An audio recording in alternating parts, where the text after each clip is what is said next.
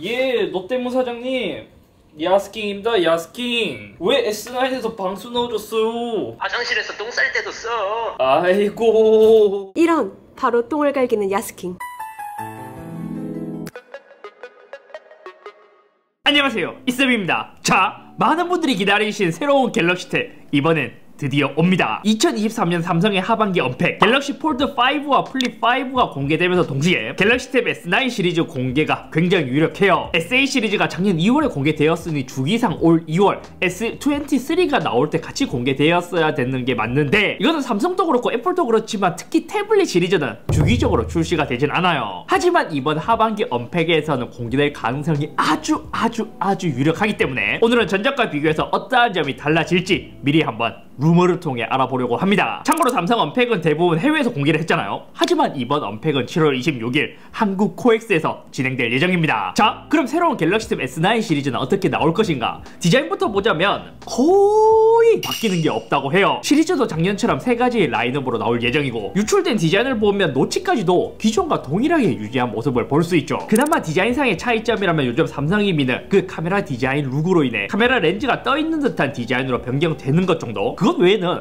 진짜 외관적으로는 크게 알아차리기 힘들 정도로 거의 비슷하게 출시된다고 해요. 근데 제가 이 디자인 왜 비슷한데 이야기를 했냐, 새로운 갤럭시 탭은 방수 방진을 지원할 것이라는 거예요. 유출된 이미지에서도 물로 전 시리즈에 팍 뿌리는 듯한 느낌을 줬기 때문에 전 시리즈 모두 방수 방진을 지원하지 않을까요? 야, 이 태블릿 시장에서 방수 방진을 지원하는 제품이 간간히 있긴 했지만 특히 플래그십이나 주류로 나온 갤럭시 탭이나 아이패드에서는 이번이 처음이지 않나요? 저는 개인적으로 이게 너무 좋아요. 왜냐면 제가 욕조에 들어가서 큰 화면으로 영상이나 여러 가지를 좀 보고 싶은데, 사실 이게 물이 묻으면 좀 이제 고장날 위험성이 있기 때문에 거의 스마트폰만 들고 간단 말이에요. 근데 이제 그게 태블릿으로 가능해진다. 아마 사용성에 있어서 만족감의 차이가 굉장히 크게 차이가 나지 않을까 싶습니다. 완전 워터프루프까지는 아니지만 생활 방수를 지원하는 것과 안 하는 것과의 차이는 또 하늘과 땅 차이니까. S9과 S9 플러스의 기본적인 색상은 베이지와 그레이로 작년에 비해 컬러가 한 개 줄어들었고, 아마 울트라는 고급감을 위해 기존처럼 그라파이트 색상으로 출시하지 않을까 싶습니다. 그럼 어떠한 큰 변화가 이루어졌냐? 첫 번째로 디스플레이에서 좀 큰 변화가 이루어진다고 해요. 디스플레이 업계 전문가, 그러니까 로스형에 의하면 갤럭시 탭 S9, S9 플러스, S9 울트라 외에도 FE 플러스가 존재한다고 해요. 아마 이러한 S 시리즈들은 플래그십, 그러니까 고급 태블릿 시장을 노릴 것이고, 가성비를 위해 FE 시리즈도 준비하고 있는 것으로 보입니다. 하지만 이거는 동시에 출시되지 않는다고 해요. 왜냐면 생산 일자 자체가 2달 뒤로 밀려있기 때문에 아마 S 시리즈 먼저 출시하고 나서 가성비 라인업은 그 이후에 출시하지 않을까요? 스크린의 사이즈는 전작과 동일합니다. 11인치, 12.4인치, 14.6인치로 출시를 하고, 근데 여기서 가장 중요한 게 뭐냐면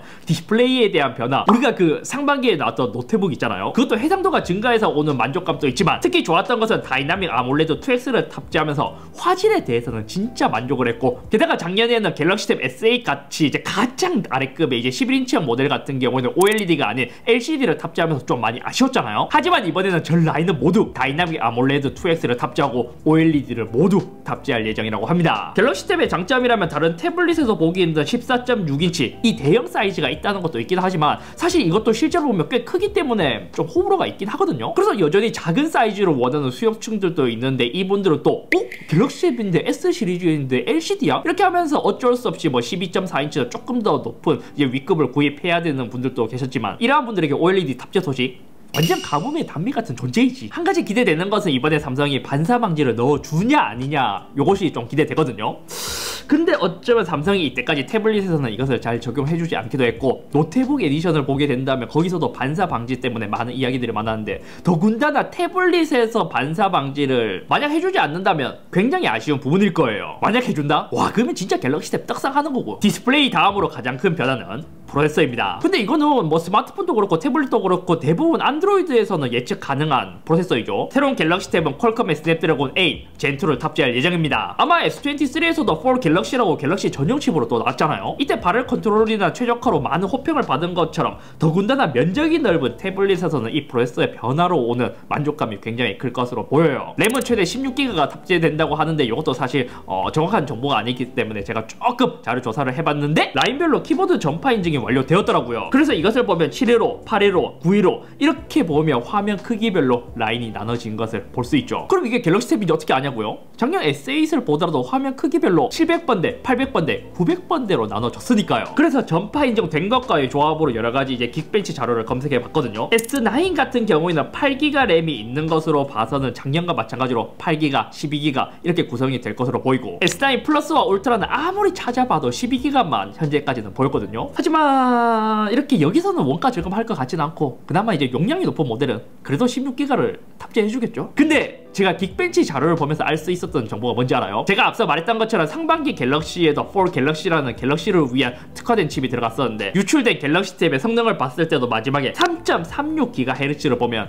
이 클럭이 조금 더 높다, 바로 4 갤럭시 칩임을 알 수 있었습니다. 또 기대가 되는 부분도 있습니다. 보통 방수를 지원하게 된다면 방수 처리로 인해 스피커가 좀 먹먹해지는 케이스가 있는데, 루머에서는 이렇게 함에도 불구하고 전작 대비 25% 스피커에 대한 향상이 있다고 하다 보니까 이것도 기대가 돼요. 그리고 이번 모델은 eSIM을 지원해줄까에 대한 부분도 기대가 되는 부분이죠. 배터리는 아직까지 루머이긴 하지만 플러스와 울트라는 전작과 동일할 것으로 보이고, 가장 기본형인 12인치형은 400mAh가 더 증가할 예정이라 해요. 그리고 마지막으로 들려온 소식, 새로운 갤럭시 탭은 가격 인상이 조금 더 있을 예정이라고 합니다. 어차피 요즘 물가가 워낙 오르다 보니까 뭐 전작이기도 어쩔 수 없구나 싶기도 한데, 갤럭시 탭 S8도 이미 고환율, 고물가로 인해 작년 12월 1일부터 출고가도 22만원 가량 올린 적이 있었거든요. 그리고 나서 1년이 지나지 않는 지금 시점에서 신제품도 여기서 가격이 더 오를 것이라는 소식을 들으니까 조금 걱정되는 마음도 있습니다. 그렇다 보니 만약 가격이 꽤 많이 올랐을 경우에는 가격 대비 아쉬운 성능이라는 이야기가 나오지 않을까 싶기도 해요. 왜냐면 어쩔 수 없이 갤럭시 탭의 경쟁 상대인 아이패드 프로와 비교하게 되잖아요. 스마트폰에서는 퀄컴 스냅드래곤 8 젠2가 성능이 꽤 많이 올라왔고, 이번에 GPU도 굉장히 좋아졌기 때문에 호평도 많았지만, 이게 아이패드에서는 상황이 좀 다르기 때문입니다. 애플에서는 스마트폰과 태블릿에 대한 프로세서가 거의 비슷하긴 하지만, 태블릿에서는 그래픽이 더 강화된 모델 혹은 애플 실리콘이유 M1,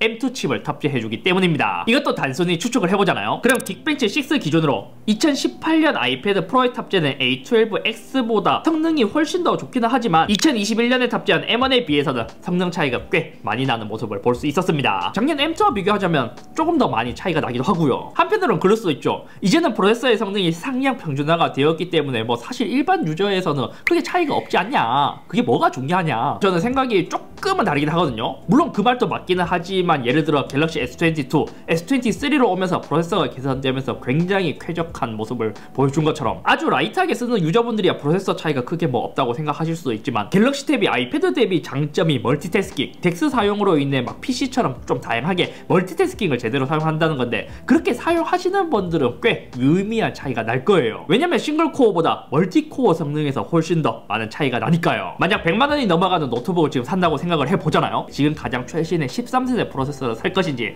아니면 조금은 저렴한데 10세대 프로세서를 살 것인지, 이것을 놓고 보자면 조금 더 주더라도 13세대 프로세서를 선택하는 것처럼, 또 반대로 생각해보면 갤럭시 탭이 가격을 올린다고 하지만 또 여전히 아이패드 프로와 비교하자면 긍정적인 부분도 있습니다. 현재 판매가 기준으로 보잖아요. 그럼 아이패드 프로 12.9인치 128기가가 170만원 정도, 갤럭시 탭 S8 울트라 128기가가 160만원 정도, 프로세서의 성능 차이가 나는 만큼 가격 차이도 꽤 존재하고, 만약 같은 12인치대인 S8 플러스랑 비교하면 더 많이 차이가 나요. 게다가 갤럭시 탭은 자주 할인을 많이 하거든요. 제가 간단히 찾아보더라도 지금 최저 가격이 한 93만원 정도로 볼 수 있었는데, 펜 구입 비용까지 하자면 아이패드와 비교했을 때 가격 차이가 더 많이 벌어져서, 아마 올해 출시되고 내년에 할인을 폭풍으로 때렸을 때를 생각하면 성능이 아이패드에 비해 아쉽다고 하더라도 할인을 하게 된다면 그 격차가 워낙 크긴 하기 때문에 또 확실히 수요층이 또 나눠질 거예요. 게다가 저는 필기를 할 때만큼은 애플 펜슬보다 S펜이 더 좋거든요. 지금 또 갤럭시 탭의 생태계가 조금씩 좋아지고 있기 때문에 요즘 보면 예전과는 다르게 갤럭시 탭의 방향성이 점점 더 굳어져 가고 있는 것 같습니다. 살짝 더 라이트한 소비자로 노리면서도 프리미엄은 어느 정도 유지한, 이를테면 컨텐츠 소비용 프리미엄 태블릿으로 자리를 잡는 듯한 느낌이랄까요. 그것도 삼성에서 이 갤럭시 탭에 대해서 손을 놓고 있는 것도 아니에요. 거의 안드로이드 태블릿에서는 갤럭시 탭이 거의 유일하다시피 한데, 그것도 멱살 잡고 캐리를 하고 있는 것처럼, 예를 들어 안드로이드 태블릿에 플렉스도 들어오고 카톡도 지원해주고, 점점 생산적인 측면에서도 점점 더 좋아지고, 퀵쉐어나 드랍십 등으로 점점 더 이 생태계에 많은 노력을 가하고 있는 것 같기도 한데, 아직까지 루머만으로 이렇다 저렇다 하기에는 좀 어려울 것 같고, 저도 실제 기기가 출시해서 써봐야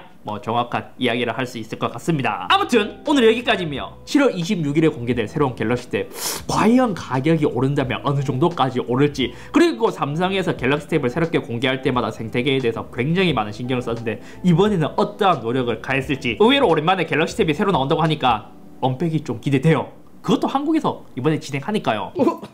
지금 봤는데 구글에서 노트문 치니까 내 영상이 바로 밑에 걸려버리는데요.